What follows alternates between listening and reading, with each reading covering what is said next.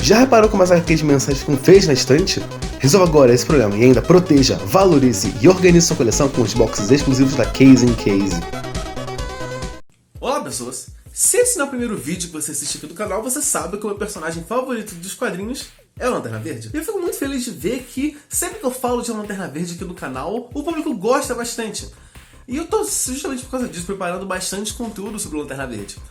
Porém, as pessoas não sabem que o Lanterna Verde que nós temos hoje é muito diferente do Lanterna Verde como ele foi concebido. Tanto em questão de poderes quanto outras paradas. Não, eu não vou falar hoje do Alan Scott, que é tipo o primeiro Lanterna Verde. Mas sim, nas primeiras aventuras, nas primeiras revistas que o nosso querido Haroldo Jordão teve. Hoje vamos falar das primeiras histórias do Lanterna Verde, o Lanterna classicão, sabe? Quando nem existia Guy, John, Kyle, Jessica. Quando foi a primeira aparição do nosso queridíssimo Haroldo Bola Alta Jordão? Foi na revista Showcase número 22, de outubro de 1959.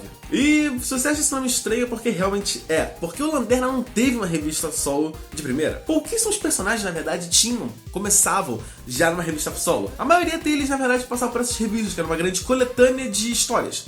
Então, em cada revista, eles traziam uma história de alguém, e aí na outra revista era outra pessoa, ou se um personagem fazia muito sucesso, eles faziam várias revistas para testar o alcance dele, a recepção do público, e se ele fizesse muito sucesso, eles perguntavam: olha, você quer que esse personagem tenha uma revista própria? Manda uma carta pra gente que a gente avalia e vê se vai ter uma revista dele. Se o personagem tinha sucesso, ele tinha uma revista própria. E foi o caso com o Lanterna Verde. Lá na revista do número 22, tínhamos a primeira historinha, a primeira aparição do Lanterna Verde. Pra quem não sabe, o Lanterna Verde, na verdade, é um personagem da Era de Ouro dos quadrinhos, chamado Alan Scott, que a gente vai comentar outro dia aqui no canal. Só pegaram o nome Lanterna Verde e reformularam para criar um outro personagem, no caso, o Hal Jordan. E a primeira história é justamente a origem desse novo Lanterna Verde. Porque o primeiro Lanterna Verde tinha poderes mágicos e o Hal Jordan já tem coisa a ver com alienígenas, coisas do tipo. E as revistas da Showcase em que o Lanterna participa, pelo menos, seguem uma fórmula bem travadinha. São sempre duas historinhas, a não ser a 22 que tem, tipo, uma micro história primeiro pra mostrar a origem dele. Mas fora isso, são sempre duas historinhas que começam, terminam e só tem, tipo, um pano de fundo geral. Então, tipo, o Hal Jordan sempre é o Hal Jordan, ele sempre trabalha na Ferris Aeronáutica, a chefe dele é Carol Ferris, que o Hal Jordan é doido pra pegar, mas ela gosta do Lanterna Verde e ela não sabe que o Lanterna Verde é o Hal Jordan e fica nisso, nesse triângulozinho amoroso. Então sempre tem esse pano de fundo, mas as histórias são bem independentes, sabe? Não tem nenhuma assim que tem uma continuidade, sabe? Isso, em termos de narrativa, a gente chama de procedural, é uma história procedural. Ou seja, cada capítulo é independente, que não tem consequência, não tem coisa do tipo. É bem a fórmula das séries da Warner, sabe? Mas então vamos deixar de enrolação, vamos logo falar como foi a primeira revista dele, né? De novo, a Showcase 22. A primeira historinha é uma micro história da origem dele, né? Hal Jordan era um piloto de teste na Ferris Aeronáutica, quando do nada um feixe verde puxa ele pro meio do deserto, onde ele encontra os destroços de uma nave, num alienígena chamado Abin Sur, que avisa pra ele: Hal Jordan, eu estou morrendo, e eu tenho que passar à frente a Lanterna Verde e o Anel do Poder para alguma pessoa que tenha grande força de vontade. Aceite esse dever e faça parte da tropa dos Lanternas Verdes. Hal Jordan fica confuso, mas logo aceita. E assim eles formam a Lanterna Verde. E eu acho logo nesse início um detalhe muito engraçado, que o uniforme do Lanterna é gerado quando a pessoa bota o anel, né? Naquela época não, o uniforme era uma roupa, sabe, que ele vestia por cima das roupas normais, coisas do tipo. E essa primeira introdução são tipo 3 páginas só de história. Depois começa realmente a primeira história do Lanterna Verde, em que a gente é realmente apresentado aos personagens de apoio que vão fazer parte dessa mitologia, incluindo a própria Carol Ferris, que é a filha do dono da Ferris Aeronáutica. Porque o dono vai sair no cruzeiro ao redor do mundo e deixou a filha em cargo da empresa, base, eu não sei exatamente como funcionam essas coisas lá nos Estados Unidos. Pois bem, no meio de um teste de um avião novo, né, um avião supersônico, a jato 2.500, 400.000, do nada o jato é desativado, ele começa a apresentar mau funcionamento e pousa. E logo o Lanterna Verde vai investigar a situação e ele percebe que talvez alguma coisa esteja influenciando o jato a funcionar de forma errada. Então ele usa os poderes do anel para seguir o rastro de radiação do raio e ir até a base dos malfeitores. E é muito engraçado isso porque, tipo, isso é um poder completamente absurdo do Lanterna, sabe? Tipo, naquela época era realmente, o anel pode fazer o que você quiser e que seja, né? Tanto que tem algumas histórias um pouco mais pra frente que o Lanterna Verde volta no tempo usando o anel, que é uma coisa, tipo, foge completamente das regras bem estipuladas do anel de hoje em dia. Mas, cara, anos 50, sabe? Aceita e vamos que vamos. E agora nós já temos uma característica bem marcante das primeiras histórias do Lanterna, que naquela época a fraqueza do Lanterna era qualquer coisa amarela. E é claro que tudo que vai ser usado contra o Lanterna é amarelo. Então logo que ele chega na base dos bandidos e quer na porrada com eles, claro que eles estão usando roupas amarelas, claro que eles têm armas amarelas, claro que eles vão arremessar coisas amarelas do Lanterna. Claro que quando o Lanterna estiver patrulhando a cidade e um caminhão for cair, o caminhão vai ser amarelo. Claro que os inimigos eles são amarelos. Por quê? Tem que ter um pouco de ação na história, não é? Mas essa primeira história é realmente só isso. É só o Lanterna achando a base dos bandidos e prendendo eles. Nada realmente demais. E a segunda história é aquela que dá o título da revista, né? O Míssil Fugitivo, que é o que tem na capa da Showcase. Pois bem, nessa história nós temos o início do interesse romântico da Carol Ferris, que ela fica realmente interessada em pegar o Lanterna. E é engraçado que ao longo das histórias, o máximo que a gente tem de realmente evolução desse namoro é que ela fala com o pai e o pai libera que ela case com a Lanterna Verde, sabe? Um negócio bem... uau! Mas a trama dessa história é realmente que o Lanterna tá patrulhando por aí e um míssil é avistado voando e ele tem que parar o míssil, que claro é amarelo, e ele tem que inventar uma trama pra... Então ele tem que inventar um jeito de parar o míssil e ele, tipo, já que ele não pode pegar o míssil, ele faz uma rede e para o resto do míssil, e logo depois ele cai na porrada com o Doutor do Mal, que tinha lançado o míssil.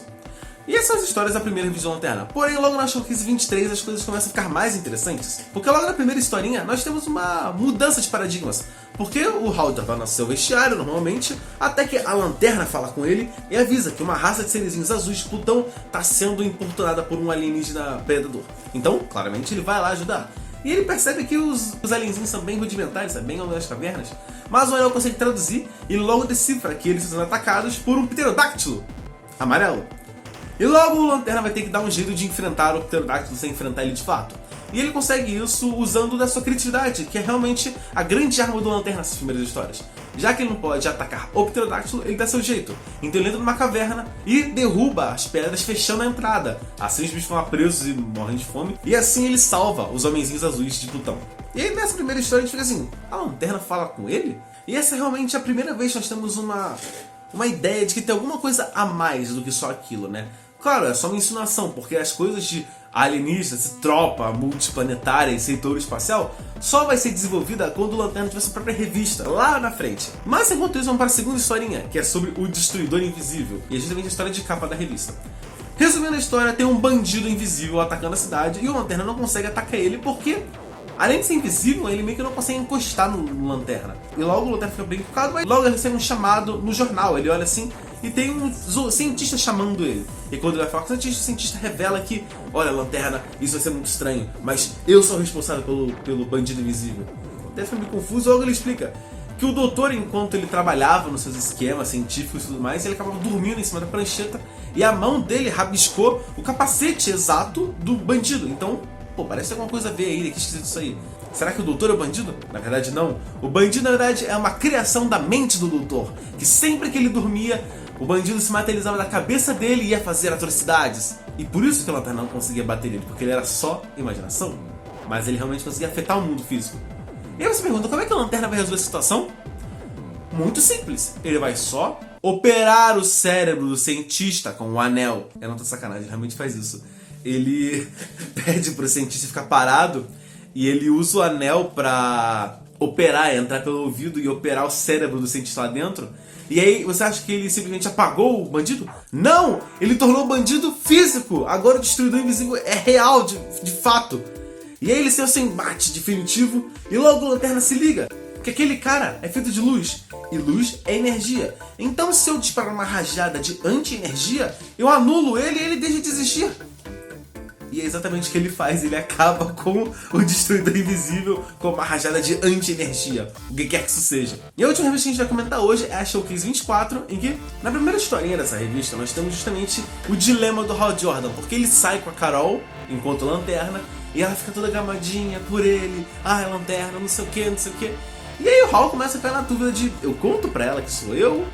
Porque, imagina só, ela vai casar com o Lanterna, e o Lanterna não pode ir pra cerimônia porque o Hal Jordan tá na plateia assistindo. Inclusive ele começa a indagar sobre isso. E a Carol sempre fica, ai meu Deus, o Lanterna tá sumindo, meu Deus do céu, como é que vai ficar com esse cara? Sempre fica essa briga entre os dois.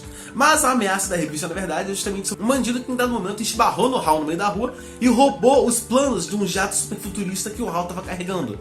Então agora é meio que uma treta pro Lanterna e pro Hal, porque logo esses bandidos começam a usar os planos desse novo projeto da Férias Aeronáutica para criar um foguete que vai destruir tudo. E claro que o Hal tem que impedir, mas para achar esse bandido, o Hal precisa realmente lembrar como ele é. E ele não consegue lembrar exatamente como era a cara do bandido. Então ele só usa o anel para recriar a cena onde o cara tava, né? Recriar a sua memória, e ele consegue olhar direito para a cara do bandido e falar: ah, então é esse, vou achar ele. E logo quando ele acha, ele vê que os bandidos estão usando o plano do foguete para criar um míssil destruidor. Infelizmente o Lanterna é nocauteado e acaba apagando. E quando ele acorda, ele tá embaixo do foguete, preso na cadeira. E tem que dar jeito para se safar.